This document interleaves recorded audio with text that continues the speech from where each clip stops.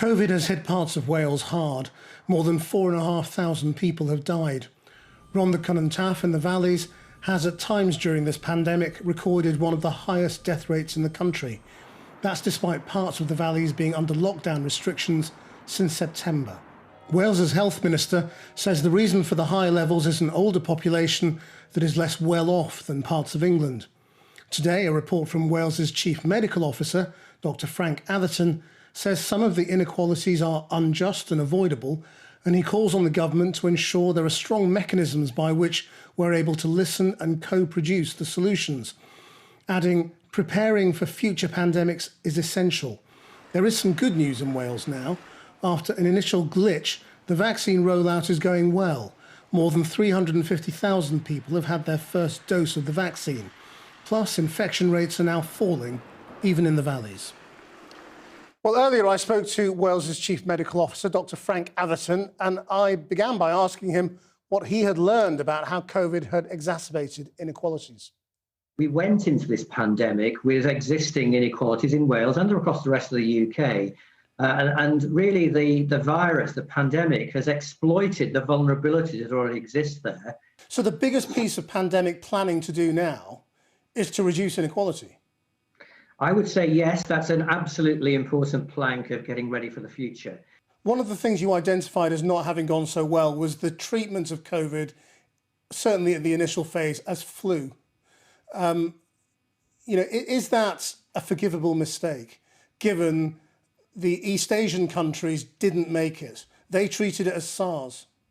We did make some decisions which were based on flu planning and which proved not to be successful at containing the virus. And the one I would specify, of course, is that asymptomatic transmission is pretty unusual in flu, but now we know, of course, that it's pretty common with coronavirus. We didn't know that at the time, and we made assumptions, and our assumptions proved not to be correct.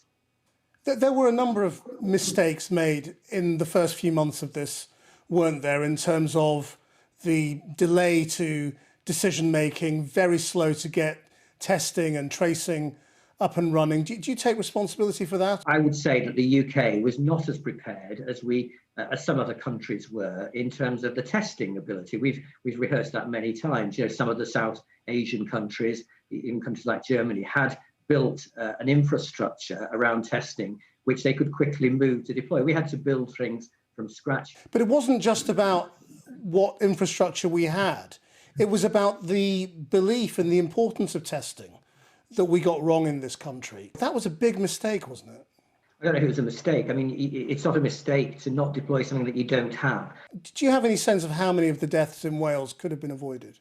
Hindsight is a great thing, and had we made decisions at a different time, then different consequences may have occurred. There are some things beyond our control. The UK is a small, crowded nation, and so the virus does spread and did spread easily. And do you feel you should have done more as CMO to tackle the health inequalities before? Well, we worked collectively across the four nations as CMOs. The pre-existing health inequalities, absolutely, we need to do more as a nation. Are you able to say, when you look back at this period, that you did everything possible, as Boris Johnson did when he was asked that question last week, or do you feel able to say, no, we made big mistakes and we must learn from them? Looking back, would we have made different decisions if we'd had different information or more information? Absolutely. I don't think you can call them mistakes necessarily, but they are policy choices and interventions which we made in good faith at the time based on the information that we had. And really, that's all that you can expect of anybody in terms of politicians or of scientists. And as the information evolves, our advice to ministers changes and the policy options change as well. Dr. Atherton, thank you very much. Thank you.